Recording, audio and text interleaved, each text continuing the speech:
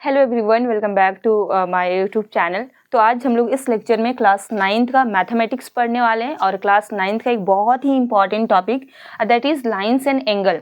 तो आज हम लोग लाइंस और एंगल को बहुत अच्छे से समझने वाले हैं। हम लोग लाइंस एंगल का थ्योरी भी समझेंगे और जो थ्योरम्स है और जो क्वेश्चन है सब कुछ समझने वाले हैं। तो चलो स्टार्ट करते हैं। तो आज का जो हमारा टॉपिक है that is lines and angle. तो पहले हम लोग बेसिक चीज़ को समझेंगे क्योंकि बहुत सारे स्टूडेंट्स को बेसिक में ही दिक्कत होता है, बेसिक में ही प्रॉब्लम होता है। क्योंकि ये जो चैप्टर है ना, one of the easiest chapter, बहुत ही इजी चैप्टर है। अगर आपको इसका पूरा थ्योरी आता है, पूरा इंट्रोडक्शन आता है, पूरा बेसिक टर्म्स अगर आपका क्लियर है तो आप बहुत अच्छे से आप इस चैप्टर का जितना भी क्वेश्चन है, जितना भी थ्योरम्स है, वो सारा चीज़ को बहुत अच्छे से आप डील कर लोगे। तो चलो समझते हैं पहले कि लाइन्स क्या होता है। ठीक है, लाइन्स को समझने से पहले हम लोग थोड़ा सा समझेंगे लाइन सेगमेंट, कि लाइन सेगमेंट क्या होता है। ठीक है, लाइन सेगमेंट अगर आपको समझ में आएगा तो ऑटोमेटिक आपको लाइन समझ में आ जाएगा। तो देखो, लाइन सेगमेंट को समझने से पहले हम लोग थोड़ा सा सेगमेंट का मतलब समझते हैं कि सेगमेंट क्या होता है। तो सेगमेंट का मतलब क्या होता है? सेगमेंट का मतलब होता है टुकड़ा, पार्टीशन। अगर हम लोग सेगमेंट को समझेंगे तो सेगमेंट का मतलब होता है पार्टीशन। तो किसी भी चीज को ना पार्टीशन करना, किसी भी चीज का पार्टीशन करना, दैट इज सेगमेंट, टुकड़ा करना। तो किसका टुकड़ा? लाइन का टुकड़ा। अब यहाँ पे आया कि लाइंस क्या होता है। तो अगर हम एक पॉइंट लेते हैं, ये मेरा एक पॉइंट है और इसको हम बोथ साइड हम क्या कर रहे हैं? इंक्रीज कर रहे हैं इनफाइनाइटली। अगर हम बोथ साइड इसको हम क्या करते हैं? इंक्रीज करते हैं, तो ये क्या मेरा हो जाता है? लाइन का फॉर्मेशन होता है। और एक लाइन के पास a line has only length, a line has only length. एक लाइन के पास क्या होता है? ओनली लेंथ होता है। ठीक है, एंड नो ब्रेथ। अगर हम डिफाइन करना चाहे लाइन को, तो लाइन को मैं ऐसे बोलेंगे कि एक लाइन के पास क्या होता है? ओनली लेंथ होता है। ठीक है, और वो भी क्या होता है? इनफाइनाइट लेंथ होता है। तो उसको हम क्या बोलेंगे? लाइन बोलेंगे। और एक लाइन के पास ब्रेथ नहीं होता है। अब नेक्स्ट चीज ये कि अगर हम इसको क्या करना चाहेंगे कि डिनोट करना चाहेंगे, तो हम एक लाइन को कैसे डिनोट कर सकते हैं? तो line is denoted as like this. अगर ए भी कोई मेरा लाइन है तो हम इसको इस तरीके से डिनोट करते हैं। ठीक है, तो ये मेरा क्या हुआ? लाइन हुआ। होप कि आपको समझ में आया हो कि लाइन किसको बोलते हैं। लाइन उसको बोलते हैं कि जब हम एक पॉइंट लेते हैं ना, इस पॉइंट को हम बोथ साइड हम क्या करते हैं? इनफाइनाइटली इंक्रीज करते हैं। इनफाइनाइटली हम इंक्रीज कर रहे हैं तो हम उसको क्या बोलेंगे? लाइन बोलेंगे। और एक लाइन के पास क्या होता है? ओनली लेंथ होता है। ओनली लेंथ होता है एक लाइन के पास। ठीक है, और ब्रेथ एक लाइन के पास नहीं होता है। और जिसको डिनोट कैसे किया जाता है? इस तरीके से हम लोग लाइन को डिनोट करते हैं। अब हम लोग समझेंगे लाइन सेगमेंट। अब देखो, अभी यहाँ पे तो हम लोग लाइन समझे कि बोथ साइड इनफाइनाइटली हम क्या कर रहे हैं? इंक्रीज कर रहे हैं। ठीक है, उसको हम लोग क्या बोलेंगे? लाइन बोलेंगे। तो लाइन सेगमेंट किसको बोलेंगे? अब सपोज जैसे समझो कि ये मेरा मार्कर है। ठीक है, इसको हम बोथ साइड क्या कर रहे हैं? इंक्रीज कर इनफाइनाइटली। तो ये मेरा क्या हुआ? लेंथ हुआ। लेकिन हम इस मार्कर को कैसे तोड़ दिए? सपोज इसका ढक्कन खुल गया, टूट गया, तब कहीं ना कहीं इसका एक क्या है? फाइनाइट लेंथ है। ठीक है, तो एक लाइन सेगमेंट को अगर हम लोग डिफाइन करना चाहें तो जस्ट वेट, उसको हम लोग डिफाइन करेंगे।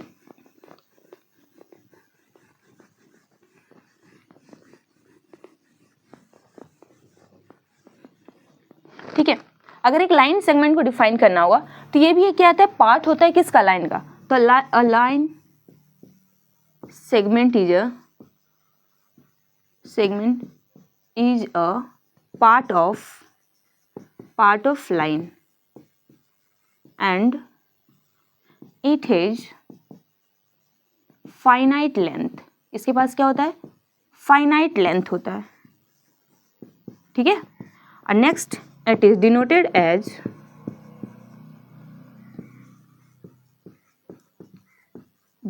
as like that। और अगर लिखना होगा तो ऐसे हम लोग लिख सकते हैं, it has two ending point। ठीक है, हम लोग समझे कि लाइन सेगमेंट किसको बोलते हैं? कि ये भी एक क्या है? पार्ट है किसका? लाइन का। और सेगमेंट का मतलब क्या होता है? टुकड़ा। तो लाइन को अगर हम तोड़ दिए, ठीक है, दो पार्ट में डिवाइड कर दिए, तो ये भी क्या हुआ? एक लाइन का पार्ट है। और इसके बाद फाइनाइट लेंथ। जब हम किसी भी चीज को अगर ब्रेक डाउन करते हैं, जैसे ऐसे कि अगर इस मार्कर को ऐसे कंसीडर करो कि मेरा एक कंप्लीट एक लाइन है, अब इसको मैं ऐसे तोड़ देते बीच से, ठीक है, अब कैप खोल देते, अब इसका कहीं ना कहीं एक क्या है? फाइनाइट लेंथ है। मतलब इसको हम क्या कर सकते हैं? मेजर कर सकते हैं। ठीक है, तो हम इसको क्या बोलेंगे? लाइन सेगमेंट बोलेंगे। और इसको कैसे डिनोट करते हैं? इस तरीके से हम लोग लाइन सेगमेंट को डिनोट करते हैं, जिसके पास क्या होता है? दो एंड पॉइंट होता है। ठीक है, तो हम लोग अभी समझे क्या, लाइन सेगमेंट और लाइन सेगमेंट समझे। अब हम लोग नेक्स्ट समझते हैं रे। देखो बेसिक टर्म्स अभी जितना भी है, पहले बेसिक टर्म्स हम लोग अभी समझेंगे, देन जाके हम लोग थ्योरम करेंगे, तो आपको थ्योरम सॉल्व करने में, प्रूव करने में इजी होगा। अब हम लोग समझेंगे रे कि रे क्या। तो देखो बेसिकली रे भी क्या है, लाइन का ही एक पार्ट है। रे भी क्या है, एक लाइन का ही पार्ट है, जिसके पास क्या होता है, जो स्टार्टिंग जो पॉइंट होता है वो हमारा क्या होता है, फाइनाइट होता है। ठीक है, स्टार्टिंग पॉइंट हमारा क्या होगा, फाइनाइट होगा, और जो हमारा एंडिंग पॉइंट होगा वो हमारा इनफाइनाइट होगा, लाइक दैट। ठीक है, तो ये हमारे क्या होता है, रे होता है। इसको डिनोट भी इसी तरीके से करते हैं, इस तरीके से। ठीक है, तो इसको हम लोग क्या बोलेंगे, रे बोलेंगे। अब हम लोग लाइंस के बारे में समझे, और लाइंस बहुत तरह का होता है, जो क्लास 10th का है, क्लास 10th में पढ़ना है। लाइक देखो इंसिडेंट, पहला लाइन आपको पढ़ना है जैसे पैरेलल लाइन, तो अभी हम लोग इसके बारे नहीं समझेंगे, ये हमारा क्लास 10th का टॉपिक है। लेकिन यहाँ पे थोड़ा समझ लो, पैरेलल लाइन हो गया आपका, कोइंसिडेंट लाइन हो गया, कोइंसिडेंट लाइन और इंटरसेक्टिंग लाइन, ये हमारा क्लास 10th का है। बस थोड़ा सा यहाँ पे समझ लो, इंटरसेक्टिंग लाइन। ठीक है, तो ये सब अभी हम लोग नहीं यहाँ पे समझेंगे, लेकिन ये सारा और भी लाइंस होता है, ये हम लोग क्लास 10th का है, तो इसको थोड़ा सा भी स्किप करते हैं। अब हम लोग नेक्स्ट समझेंगे एंगल, कि एंगल क्या होता है। अभी हम लोग लाइंस के बारे में समझे कि लाइंस को किस तरीके से डिनोट करते हैं, लाइन सेगमेंट क्या होता है, रे क्या होता है। अब हम लोग समझेंगे एंगल, कि एंगल क्या होता है, एंगल को हम लोग डिफाइन कैसे कर सकते हैं। ठीक है, देखो, तो जब हम दो रे को अगर हम किसी भी एक वर्टेक्स के साथ कनेक्ट करते हैं, ये मेरा दो रे, ठीक है, ये मान के ए, ये बी, तो और यहाँ पे मेरा ओ है, यह मेरा सेम वर्टेक्स के साथ, जब कोई रे को, जब दो रे को सेम वर्टेक्स के साथ हम अगर कनेक्ट करते, ऐड करते हैं, तो उसके बीच का जो मेजरमेंट होता है, ये वाला पार्ट, इसको हम लोग बेसिकली एंगल को थीटा से डिनोट करते हैं। ठीक है, तो ए और बी के बीच का जो मेजरमेंट है, ए और बी के बीच का जो मेजरमेंट है, दैट इज थीटा, इसको हम लोग क्या बोलेंगे, एंगल बोलेंगे। ठीक है, इसी को हम लोग क्या बोलते हैं, एंगल बोलते हैं। तो चलो, अब हम लोग समझ गए कि लाइंस क्या होता है, एंगल्स क्या होता है। अब कुछ हम लोग का प्रॉपर्टी है, ठीक है, बेसिक प्रॉपर्टी है, वो बेसिक प्रॉपर्टी समझते हैं, एंड देन जाके ये करते हैं। तो लाइंस एंगल में क्लास 9th में जो हम लोग को पढ़ना है, कुछ और भी प्रॉपर्टीज पढ़ना है, तो उस प्रॉपर्टीज को समझते हैं। पहला प्रॉपर्टी पढ़ना है हम लोग को, जैसे कोई मेरा पैरेलल लाइन है, ठीक है, ये मेरा कोई दो पैरेलल लाइन है, कोई अगर हम एक ट्रांसवर्सल ड्रॉ करते हैं, ये मेरा क्या है, ट्रांसवर्सल एक हम ड्रॉ कर रहे हैं। अब अगर इस एंगल को हम 1 मानते हैं, इस एंगल को हम 2 मानते हैं, 3, 4, 5, 6, 7, 8। ठीक है, अब देखो सबसे ज़्यादा कन्फ्यूजन ना यहीं पे होता है बच्चों को, तो आपको ये बहुत अच्छे से समझना, बहुत अच्छे से आपको समझना है, क्योंकि सबसे ज़्यादा कन्फ्यूजन यहीं पे होता है और क्वेश्चंस भी यहाँ से बहुत आते हैं, तो आपको बहुत अच्छे से समझना। देखो अब क्या यहाँ पे समझना कि ये एंगल और ये एंगल, ठीक है, ये एंगल और ये एंगल, मतलब एंगल 2 और एंगल 3, एंगल 1 और angle 4, like that angle 6, angle 7, angle 5, angle 8, ये सब क्या होगा, इक्वल होगा। कैसे, वर्टिकली अपोजिट एंगल से। और अच्छा, इससे पहले हम लोग ये भी प्रूव करेंगे इसके बाद कि वर्टिकली अपोजिट एंगल कैसे होता है, कैसे इक्वल होता है, वो भी हम लोग प्रूव करेंगे। तो देखो, जो वर्टिकली अपोजिट एंगल होता है, ठीक है, यहाँ पे angle 1 and angle 4, angle 1 equal to angle 4, angle 2 equal to angle 3, angle 6 equal to angle 7, ठीक है, एंगल 5 इक्वल टू एंगल 8। तो ये मेरा क्या हुआ, ठीक है, वर्टिकली अपोजिट एंगल होता है। और वर्टिकली अपोजिट एंगल अगर कभी भी अगर आपको कंफ्यूजन हो, कुछ भी हो, तो ज़्यादा सोचना ही नहीं है, बस एक चीज़ याद रखो कि कभी भी कहीं भी अगर ऐसा एक्स के जैसे अगर पिक्चर दिखता है, कभी भी कहीं भी अगर एक्स के जैसे अगर पिक्चर दिखता है, तो ये वाला पार्ट, ये वाला और ये वाला क्या होगा, इक्वल होगा। मतलब वर्टिकली अपोजिट एंगल किसको बोलते हैं, दिमाग में ज़्यादा टेंशन ही नहीं लेना है कि किसको बोलते हैं, बस ऐसा देखो कि कहीं भी एक्स के जैसा दिखे तो ये एंगल अपोजिट एंगल क्या हो जाएगा, इक्वल हो जाएगा, ये एंगल क्या हो जाएगा, इक्वल हो जाएगा। तो इसको हम लोग क्या बोलेंगे, वर्टिकली अपोजिट एंगल बोलेंगे। ठीक है, समझ में आया होगा कि वर्टिकली अपोजिट एंगल किसको बोलते हैं। अब नेक्स्ट हम लोग अब समझेंगे alternate interior angle. Alternate interior angle, interior angle, ठीक है, कि अल्टरनेट इंटीरियर एंगल क्या होता है। तो अल्टरनेट इंटीरियर एंगल देखो, एंगल 3 और एंगल 6, एंगल 3 और एंगल 6, देखो ये ऑल्टरनेट इंटीरियर एंगल, इंटीरियर मतलब क्या, अंदर, ठीक है, अल्टरनेट, तो अंदर का जो एंगल है यहाँ पे एंगल 3 और एंगल 6, एंगल 3 और एंगल 6 ये मेरा क्या होगा, इक्वल होगा, angle 3 equal to angle 6 and angle 4 equal to angle 5, angle 4 equal to angle 5, ठीक है, ये मेरा क्या हुआ, ऑल्टरनेट इंटीरियर एंगल हुआ, और ये भी एंगल क्या होगा हमारा, इक्वल होता है, ठीक है। होप आपको ये समझ में आया होगा कि अल्टरनेट इंटीरियर एंगल किसको बोलते हैं, इंटीरियर का मतलब क्या, अंदर, अल्टरनेट का मतलब क्या, देखो ये ऐसे ऐसे लाइक दैट, एंगल 3 और एंगल 6 मेरा क्या होगा, इक्वल होगा, एंगल 4 और एंगल 5 मेरा क्या होगा, इक्वल होगा, ठीक है। अब हम लोग समझते हैं ऑल्टरनेट एक्सटीरियर एंगल, कि ऑल्टरनेट एक्सटीरियर एंगल क्या है, उसके पहले थोड़ा सा हम लोग समझेंगे कॉरस्पॉन्डिंग एंगल, कि कॉरस्पॉन्डिंग एंगल किसको कहते हैं, कॉरस्पॉन्डिंग एंगल, ठीक है, ये कॉरस्पॉन्डिंग एंगल किसको कहते हैं, ये देखो एंगल 2 और एंगल 6 मेरा क्या हुआ, कॉरस्पॉन्डिंग एंगल होगा, तो ये भी मेरा क्या होगा, इक्वल होगा, एंगल 2 इक्वल टू एंगल 6, ये एंगल 2 और angle 6, angle 4 angle 8, angle 4 equal to angle 8 and then angle 1 equal to angle 5, angle 1 equal to angle 5 and angle 3 equal to angle 7, angle 3 equal to angle 7, तो इसको हम लोग क्या बोलेंगे, corresponding angles बोलेंगे, ठीक है। तो अभी हम लोग क्या क्या समझे, देखो ये बहुत इंपॉर्टेंट प्रॉपर्टीज है, बहुत इंपॉर्टेंट प्रॉपर्टीज है, तो आपको ये याद रखना बहुत जरूरी है, अगर आप ये सब याद रखते हो तो क्वेश्चन आप बहुत इजीली आप सॉल्व कर लोगे। तो वर्टिकली अपोजिट एंगल किसको बोलते हैं, एंगल 1 एंगल 4, ये मेरा क्या है, वर्टिकली अपोजिट एंगल है, अगर इसका वैल्यू कुछ भी है, सपोज इसका वैल्यू x है, तो एंगल 4 भी मेरा क्या हो जाएगा, x हो जाएगा, ठीक है, तो ये क्या है, वर्टिकली अपोजिट एंगल है। Angle 2 equal to angle 3, angle 2 equal to angle 3, angle 6 equal to angle 7, angle 5 equal to angle 8, अब alternate interior angle, angle 3 equal to angle 6, ठीक है, ये वाला, और angle 4 equal to angle 5 and corresponding angles, angle 2 equal to angle 6, angle 4 equal to angle 8, angle 1 equal to, देखो angle 1 equal to angle 5 and angle 3 equal to angle 7, तो ये मेरा क्या हुआ, कॉरस्पॉन्डिंग एंगल हुआ, ठीक है। अभी और भी है कुछ, तो चलो समझते हैं।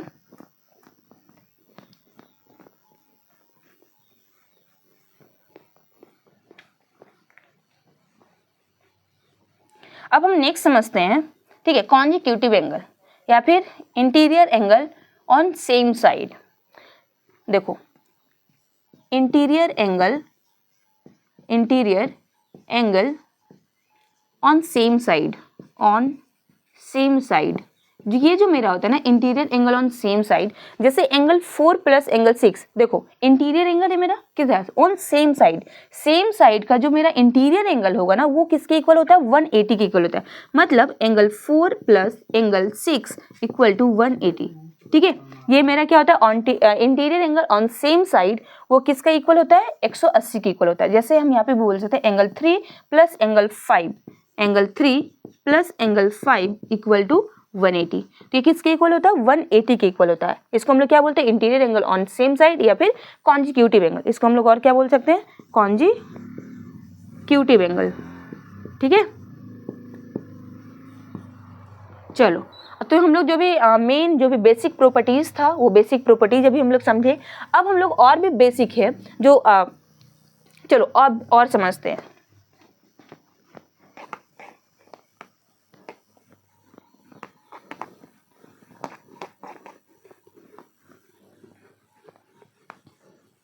अब हम लोग थोड़ा सा, ये तो पहले ही समझना था लेकिन मेरे माइंड से थोड़ा सा स्किप हो गया, तो चलो अभी याद आया तो अभी मैं बताती हूँ ये सारा कुछ।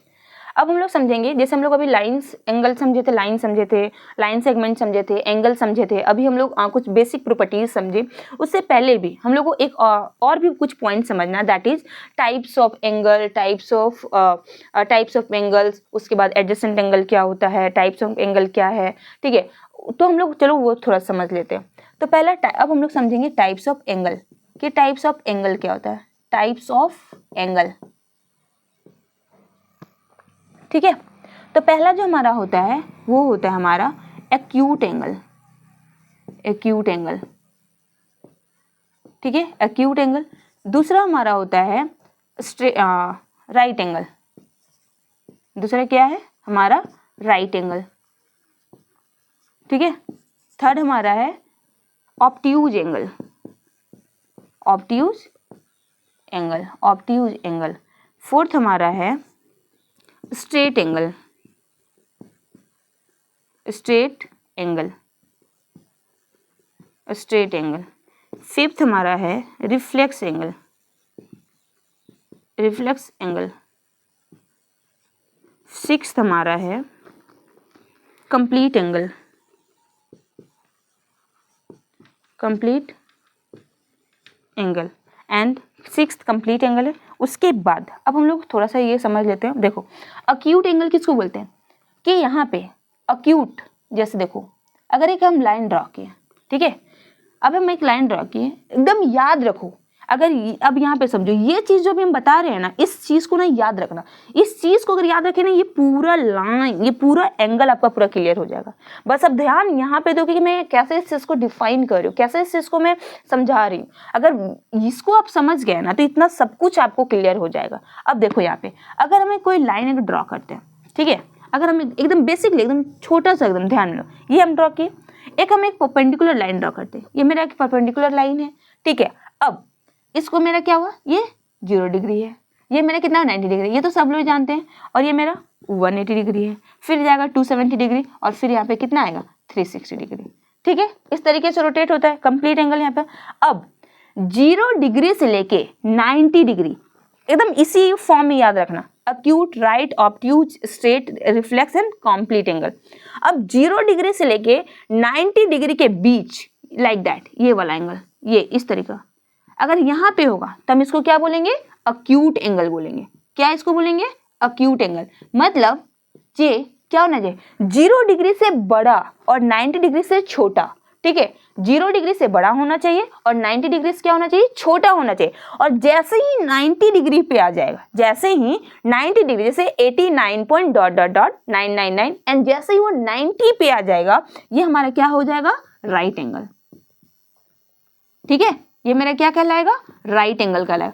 अब जैसे राइट एंगल 90 डिग्री से बड़ा, मतलब कि यहां से और 180 से, 90 डिग्री से बड़ा एंड देन 180 डिग्री से छोटा, अगर ये मेरा होगा, ठीक है, जैसे 91.12 लाइक दैट, तो इधर वाला इस तरीके से, तो ये वाला मेरा जो एंगल कहलाएगा उसको हम क्या बोलेंगे, ऑब्ट्यूज एंगल, ठीक है। ऐसे ही आपको याद रखना है, ऐसे एकदम बिल्कुल ऐसे याद कि पहले एक लाइन ड्रॉ करना है, लाइन ड्रॉ हो गया, फिर एक हमारा परपेंडिकुलर लाइन ड्रॉ करना है, परपेंडिकुलर लाइन ड्रॉ जैसे करना, उसके बाद माइंड में पहले एक चीज याद रखना कि 0 डिग्री से लेके 90 डिग्री के बीच, ये इसके बीच का जो वैल्यू होगा उसको हम लोग क्या बोलेंगे, अक्यूट एंगल बोलेंगे, ठीक है। 0 डिग्री से 90 डिग्री का बीच का वैल्यू को हम क्या बोलेंगे, अक्यूट एंगल बोलेंगे। जो भी एंगल होगा उसको हम लोग क्या बोलेंगे, अक्यूट एंगल। एंड देन जैसे हम 90 डिग्री पे आएंगे, ठीक है, जैसे हम 90 डिग्री पे आएंगे वो मेरा क्या कहलाएगा, राइट एंगल कहलाएगा। एंड देन हम 90 डिग्री से जैसे बढ़ेंगे, जैसे हम बढ़ेंगे और 180 डिग्री से हम छोटा करेंगे तो हम उसको क्या बोलेंगे, ऑब्ट्यूज एंगल बोलेंगे। तो होप आपको ये क्लियर हुआ होगा कि अक्यूट एंगल किसको बोलेंगे, राइट एंगल किसको बोलेंगे, ऑब्ट्यूज एंगल किसको बोलेंगे, ठीक है। चलो थोड़ा सा अब ना और थोड़ा सा कि अगर आपको कभी पहचानना हो फिगर तो इन शॉर्ट कैसे समझो, अगर कभी भी ऐसा फिगर आया कहीं भी लाइक दैट इस तरीके से, तो ऐसे समझो ये अक्यूट एंगल है, ठीक है। ऐसे समझ लो आप क्या कि कौन से एंगल को ये कर रहा है, अक्यूट एंगल को ये कर रहा है। अब ऑब्ट्यूज एंगल पहचानने के लिए क्या करना होगा, कैसा सोचना होगा कि ऑब्ट्यूज एंगल यहाँ पे देखो, खुद यहाँ पे देखो ना मेरा कैसे बन रहा है, ये इस तरह का बन रहा है, ये इस तरीके का बन रहा है। और अगर कोई ऐसा दे दिया तो कंफ्यूज नहीं होना है, बिल्कुल भी कंफ्यूज नहीं होना है, ठीक है। यही वाला है ना, ठीक है। देखो मान के यहाँ पे इस तरीका हो गया, इस तरीके का हो गया, तो इसको हम लोग क्या बोलेंगे, अक्यूट एंगल बोलेंगे, ठीक है। अब ऑब्ट्यूज एंगल हमको पहचाना है, तो खुद यहाँ पे देखो ना, इतना क्यों पैनिक होना है। यहाँ पे देखो ये मेरा परपेंडिकुलर लाइन है, ये मेरा इधर 0 डिग्री वाला ये है। अब ये जो मेरा है ये तो मेरा परपेंडिकुलर है। अब देखो इस तरीके से यही है ना, इस तरीके का। अच्छा यहाँ पे ज्यादा हो गया, मिटा देते, थोड़ा सा कंफ्यूजन नहीं होगा। देखो ये मेरा परपेंडिकुलर, अब ये मेरा मान के ऑब्ट्यूज एंगल है, ठीक है, ठीक है। तो ये मेरा कैसे है, ऐसे है इस तरीके से, ठीक है। तो कभी भी ऐसे दिखे तो उसको हम क्या बोलेंगे, ऑब्ट्यूज एंगल बोलेंगे। इस तरीके से, इस तरीके से, इस तरीके से, तो हम इसको क्या बोलेंगे, ऑब्ट्यूज एंगल बोलेंगे। समझ आया? तो मतलब देखो, हाँ इस तरीके से ये यहाँ पे क्या एंगल बना रहा है, ऑब्ट्यूज एंगल। यहाँ पे क्या बना रहा है, ऑब्ट्यूज एंगल बना रहा है। ठीक है, समझ में आया कि क्या होता है ऑब्ट्यूज एंगल, कैसे पहचानना ऑब्ट्यूज एंगल?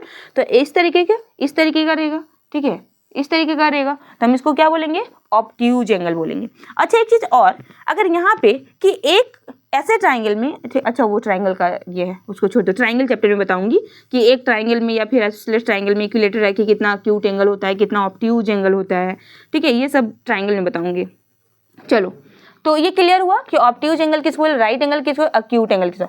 अब हम लोग यहाँ पे 3 चीज क्लियर हमारा हो चुका है। अब हम लोग समझिए स्ट्रेट एंगल, कि स्ट्रेट एंगल क्या होता है। तो देखो यहाँ पे ये 180 डिग्री, ये मेरा क्या होगा, स्ट्रेट एंगल। ये कंप्लीट मेरा कितना होगा, स्ट्रेट एंगल होगा, जो किसके इक्वल होता है, 180 के इक्वल होता है। ठीक है, एंड देन ठीक है, reflex angle and complete angle. तो ये जो कंप्लीट एंगल यहाँ पे हो जाएगा, वो क्या हो जाएगा, कंप्लीट एंगल हो जाएगा।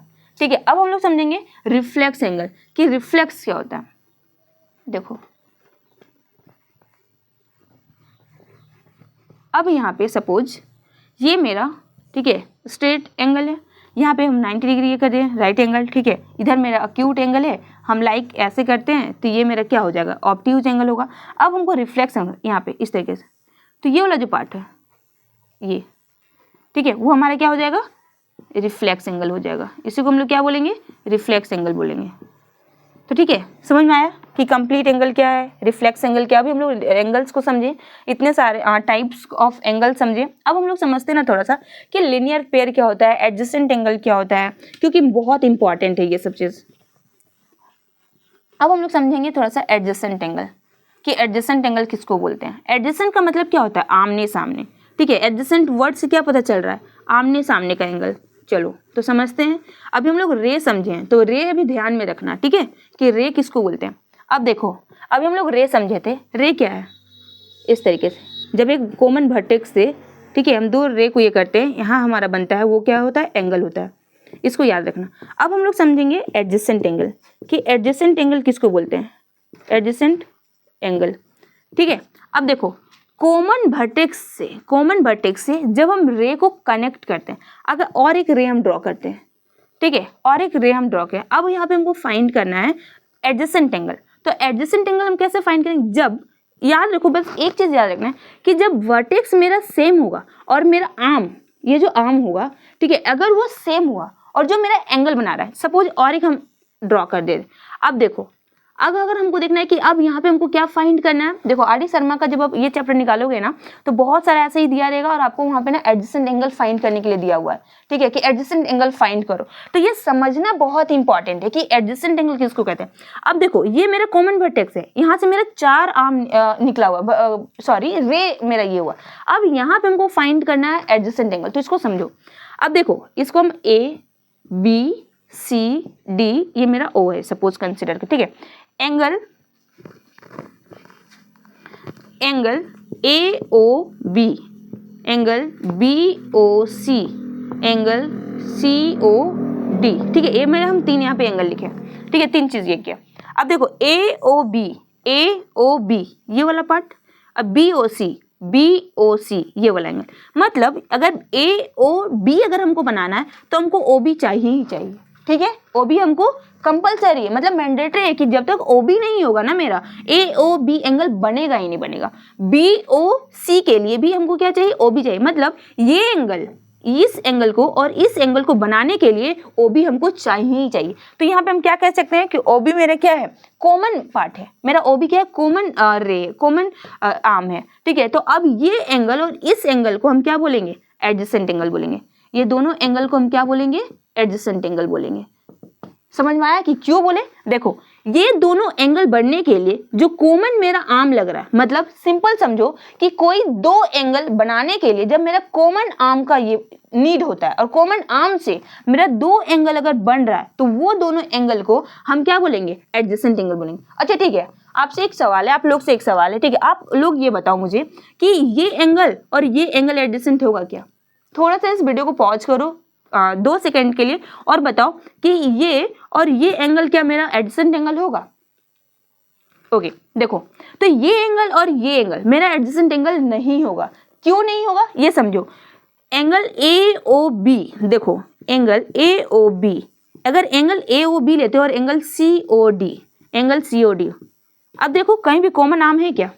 यहाँ पे AOB है, यहाँ पे COD है क्या कॉमन आर्म? कहीं भी नहीं है। ठीक है, देखो AOB ये बनाने के लिए हमको ये चाहिए, ये बनाने के लिए हमको ये चाहिए। अब ये दोनों मान के इसको हम x मान लेते हैं, x एंगल, इसको y एंगल। तो x एंगल के लिए और y एंगल के लिए, देखो x के लिए हमको इसका जरूरत पड़ ही नहीं रहा। खुद देखो कि x एंगल बनाने के लिए हमको इसका नीड ही नहीं है, इसको हमको चाहिए ही नहीं चाहिए। तो क्या यहाँ पे कॉमन आर्म हुआ? नहीं हुआ। ये दोनों अलग सेपरेट एंगल है, तो हम इसको एडजेसेंट एंगल नहीं बोलेंगे। ठीक है, तो समझ में आया कि एडजेसेंट एंगल कैसे बनता है? तो एडजेसेंट एंगल होने के लिए क्या होना चाहिए? कॉमन आर्म होना चाहिए। एकदम एक चीज याद रखना है, कॉमन आर्म, कि जब भी एडजेसेंट एंगल बनाएंगे तो कॉमन आर्म होना चाहिए। ठीक है, तो इसको हम लोग एडजेसेंट एंगल बोलेंगे। और इसका बहुत सारा क्वेश्चन आर डी शर्मा में दिया हुआ है, क्लास 9th का आर डी शर्मा अगर आप ओपन करोगे चैप्टर, तो एडजेसेंट एंगल ही फाइंड करने के लिए दिया हुआ है कि एडजेसेंट एंगल फाइंड करो, कितना एडजेसेंट एंगल यहाँ पे बन रहा है, इस तरह का क्वेश्चन। चलो अब थोड़ा सा हम लोग समझते हैं लीनियर पेयर, कि लीनियर पेयर क्या होता है। तो जब भी एक स्ट्रेट लाइन में, अभी हम लोग समझेंगे लीनियर पेयर, कि लीनियर पेयर क्या होता है। देखो जब भी एक स्ट्रेट लाइन में एक हम रे को ड्रॉ करते हैं, ठीक है, जब भी एक स्ट्रेट लाइन में एक हम रे को ड्रॉ करते हैं, तो जो मेरा एंगल बनता है ये और ये एंगल, वो किसके इक्वल होता है? 180 के इक्वल होता है। ठीक है, और इसी को हम लोग क्या बोलेंगे? लीनियर पेयर बोलेंगे। सपोज ये x ये y, तो x plus y equal to 180 degree, और इसको हम लोग यहाँ पे क्या बोलेंगे? लीनियर पेयर बोलते हैं। बहुत ईजी सा ये प्रॉपर्टी है, ज़्यादा आपको पैनिक नहीं होना है, बस याद रखना है कि जब भी कोई एक स्ट्रेट लाइन पे, बस ये याद रखना होगा कंडीशन कि स्ट्रेट लाइन होना चाहिए। स्ट्रेट लाइन पे अगर हम एक ड्रॉ करते हैं रे, तो जो दो एंगल का फॉर्मेशन होता है वो दोनों एंगल का जो सम होगा वो कितना होगा? 180 डिग्री के इक्वल होगा। इसी को हम लोग लीनियर पेयर कहते हैं। चलो अब हमारा स्टार्ट होता है मेन चैप्टर। अब हम लोग प्रूव करेंगे एक थ्योरम को, जो कि बहुत ही ईजी और बहुत ही आसान थ्योरम है। ठीक है, कितना मिनट हो? ओके, तब हम लोग अभी हम लोग बेसिक प्रॉपर्टीज समझे। ठीक है, लाइन से एंगल का। अब जितना भी हम लोग बेसिक समझे है ना, अब उसी चीज को यहाँ पे अप्लाई करना। चलो अब आप अपना माइंड अभी यूज करना कि कितना बेसिक समझे हो। अगर आप बेसिक समझे होंगे आप थ्योरम को इजीली प्रूव कर लोगे। तो अब हम लोग क्वेश्चन पढ़ते हैं। थ्योरम 6.1 क्या कहता है कि if two lines intersect each other, क्या कह रहा है कि दो लाइन इंटरसेक्ट कर रहा है। इंटरसेक्ट करना मतलब क्या? काटना। अगर कोई दो लाइन है इंटरसेक्ट कर रहा है एक दूसरे को, इस तरीके से कर दिया, then the vertically opposite angles are equal. ठीक है, हम लोग को ये प्रूफ करना है कि अगर दो लाइन एक दूसरे को इंटरसेक्ट कर रहा है तो जो वर्टिकली अपोजिट एंगल होगा उसको क्या होगा? इक्वल होगा। ये हम लोग को क्या कर रहा है? प्रूफ करने बोला हुआ है। ठीक है, तो चलो करते हैं। तो पहले आप ये माइंड में रिमाइंड करो कि वर्टिकली अपोजिट एंगल किसको बोलते हैं? Like that part, this part. Okay, अगर इसको एंगल 1 बोले, इसको एंगल 2, एंगल 3, एंगल 4। अगर नॉर्मली अगर आपको ये बोला जाए कि वर्टिकली अपोजिट एंगल किसको बोलेंगे, तो vertically opposite angle angle 1 equal to angle 2, angle 3 equal to angle 4। ठीक है, इसको हम लोग बोलते हैं वर्टिकली अपोजिट एंगल। अब हम लोग को यही प्रूफ करना है कि दो लाइन अगर इंटरसेक्ट कर रहा है, ठीक है, दो लाइन अगर इंटरसेक्ट कर रहा है तो प्रूफ करो कि एंगल 1 इक्वल टू एंगल 2 होगा, एंगल 3 इक्वल टू एंगल 4 होगा। अब हम लोग को ये प्रूफ करना है, तो चलो प्रूफ करते हैं। इसको हम नाम दे दो कुछ भी, ए, इसको हम ओ बोलते हैं सेंटर, बी, सी, डी। ठीक है, अब प्रूफ करते हैं कि कैसे होगा। अभी हम लोग एक और प्रॉपर्टी पढ़े थे, दैट इज लीनियर पेयर का प्रॉपर्टी। वो भी याद करो थोड़ा सा कि लीनियर पेयर का प्रॉपर्टी क्या कहता है कि जब भी कोई एक स्ट्रेट लाइन पे अगर हम एक रे को ड्रॉ करते हैं, तो यहाँ पे खुद देखो ना, इधर भूल जाओ कि इधर कुछ है, इधर भूल जाओ। अब यहाँ पे देखो ए बी लाइन पे डीओ क्या है हमारा? ठीक है, रे है। अभी हम लोग लीनियर पेयर का प्रॉपर्टी समझे थे ना, क्या था लीनियर पेयर का प्रॉपर्टी? कि कोई भी स्ट्रेट लाइन पे एक अगर हम रे को ड्रॉ करते हैं तो जो हमारा दो एंगल का जो फॉर्मेशन होता है वो दोनों एंगल किसके इक्वल होता है? 180 के इक्वल होता है। ये हमारा क्या था? लीनियर पेयर का प्रॉपर्टी था। तो अब लीनियर पेयर का प्रॉपर्टी ये बोलता है, उसी प्रॉपर्टी की हेल्प से हम लोग इस थ्योरम को प्रूव करेंगे। तो ये क्या हुआ? मान के angle 4 plus angle 1 equal to 180 degree. अभी हम लोग इतना समझे हैं, ठीक है, ये हम लोग बेसिक जो समझे थे ना थ्योरी, उसमें इतना समझे हैं। अब इसी चीज को यूज करेंगे इस थ्योरम को प्रूफ करने में। चलो तब हम लोग को क्या प्रूफ करना है? टू प्रूफ, ठीक है, कि angle 1 equal to angle 2 and angle 3 equal to angle 4, हम लोग को ये प्रूफ करना। अब हम लोग लीनियर पेयर का प्रॉपर्टी यूज करेंगे। तो बाय द हेल्प, अच्छा छोड़ो इसको नहीं लिखते हैं, चलो स्टार्ट कर दो। ए बी मेरे क्या है, एक लाइन है, तो अगर हम लोग लेते हैं angle A O D, angle A O D plus angle D O B, angle D, अच्छा यहाँ पे थोड़ा सा लिख दो now, angle D O B equal to 180 degree. कैसे? लीनियर पेयर से। लीनियर पेयर अभी हम लोग यहाँ समझे ना कि लीनियर पेयर से होगा, तो हम अब एंगल 4 प्लस एंगल 1 भी आप लिख सकते हैं, ये आपकी मर्जी है। अगर आपको लिखना है कि angle 4 plus angle 1 equal to 180 degree, आप ऐसे भी लिख सकते हैं, कोई दिक्कत नहीं है। कोई अगर लिखेगा A O D plus D O B, इसमें भी कोई इशू नहीं है, आप ऐसे भी लिख सकते हो। तो angle A O D plus angle D O B equal to 180 degree, ये हम लोग कहाँ से जानते हैं? लीनियर पेयर से जानते हैं। और हाँ, जब भी आप थ्योरम प्रूव करो ना, आपको प्रॉपर्टीज लिखते जाना है साइड में कि आप कौन सा प्रॉपर्टी यूज करो। ऐसे में क्या होगा ना कि जो भी आपका कॉपी चेक करेंगे, थोड़ा सा वो इम्प्रेस होंगे आपसे। बहुत ज़्यादा नंबर नहीं मिल जाएगा, लेकिन कॉपी थोड़ा सा अट्रैक्टिव होगा। लीनियर पेयर जितना मार्क्स का होगा उतना ही मिलेगा, वैसा नहीं है कि आपको बहुत मार्क्स मिल जाएगा, लेकिन थोड़ा कॉपी अट्रैक्टिव बनेगा। अब यहाँ से ये आया। अब दूसरा हम लोग क्या लेते हैं? Angle D O B, angle D O B, इसको इक्वेशन 1 मान लो। एंगल डी ओ बी, ठीक है, एंगल डी ओ बी और बी ओ सी। अब देखो ऐसे ऐसे इधर ना, इधर भूल जाओ कि इधर कुछ है, इधर कुछ है, ऐसे भूल जाओ। और ऐसे देखो कि D O B, D O C एक क्या है? स्ट्रेट लाइन है, और स्ट्रेट लाइन पे एक मेरा बी ओ क्या है? रे ड्रॉ किया हुआ है। तो यहाँ पे एंगल 1 प्लस एंगल 3, यहाँ पे कौन सा प्रॉपर्टी लग जाएगा? लीनियर पेयर का प्रॉपर्टी लग जाएगा। तो वही सेम प्रॉपर्टी यहाँ पे लगा रहे हैं, ठीक है। ऐसे इधर भूल जाओ कि इधर कुछ है, ठीक है, इधर कुछ है, भूल जाओ। अब देखो कि एंगल 1 प्लस एंगल 3 क्या होगा? 180 डिग्री की इक्वल होगा। कौन से प्रॉपर्टी से? लीनियर पेयर की प्रॉपर्टी से होगा। और अगर कोई लिखना चाहेगा कि डी ओ बी, ठीक है, डी ओ बी, या कोई लिखना चाहेगा एंगल 1, वो भी सही है। तो हम लिखते हैं D O B plus angle B O C, angle B O C equal to 180 degree. किससे? कौन से प्रॉपर्टी से? लीनियर पेयर की प्रॉपर्टी से, ठीक है। कौन सी प्रॉपर्टी से? लीनियर। अब ये मेरा इक्वेशन 1 था, ये मेरा इक्वेशन 2 था। अब इक्वेशन 1 और 2 से हम लोग सॉल्व करें। देखो सिंपल से, देखो यहाँ भी डी ओ बी दिख रहा है, यहाँ भी डी ओ बी दिख रहा है। अब हम इसको अगर इक्वेट कर देते, दोनों इक्वेशन को हम इक्वेट कर देंगे, इक्वेटिंग 1 एंड 2। अगर 1 और 2 को अगर इक्वेट करते हैं तो angle A O D plus D O B equal to angle D O B plus angle B O C, ठीक है। अब देखो डी ओ बी, यहाँ भी डी ओ बी है, यहाँ भी डी ओ बी है।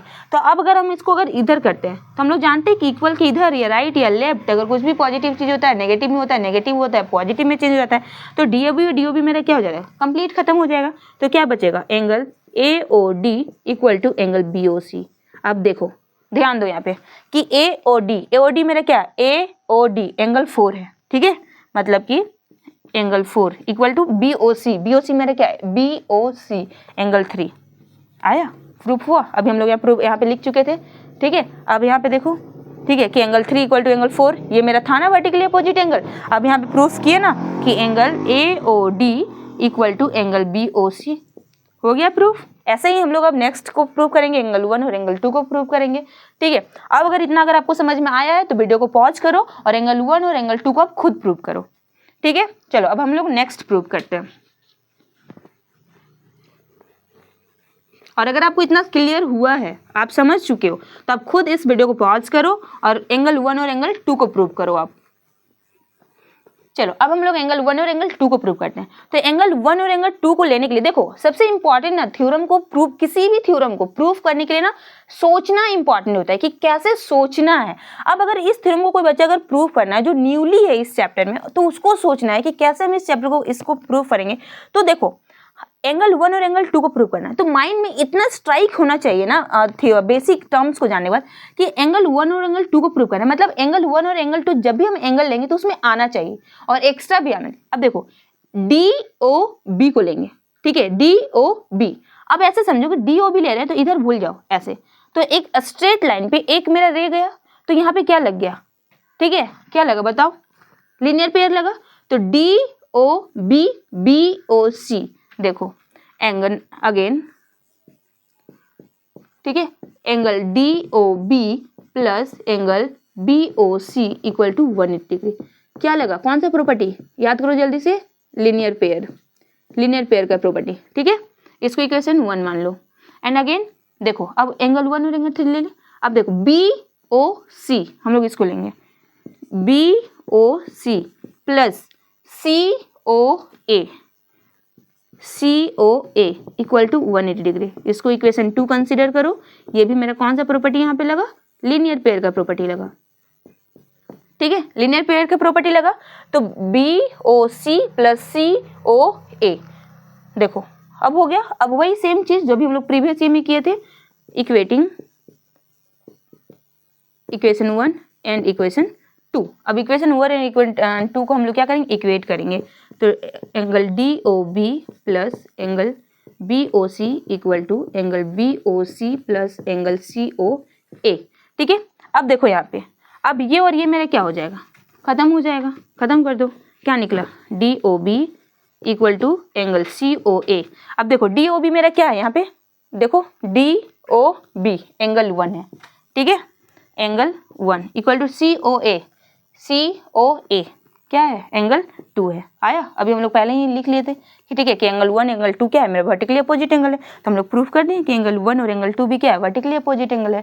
तो ये टोटली जो पूरा गेम है किस पे बेस्ड था, लीनियर पेयर पे बेस्ड था। कि अगर आपको लीनियर पेयर पता है तो आप ये पूरा थ्योरम को इजीली प्रूव कर लोगे। तो आज के लेक्चर में इतना ही। नेक्स्ट हम लोग नेक्स्ट लेक्चर में कुछ क्वेश्चंस होगा, कुछ क्वेश्चंस को करेंगे। होप आपको इतना समझ में आया होगा। मिलते हैं नेक्स्ट वीडियो में। Till then keep learning, keep watching.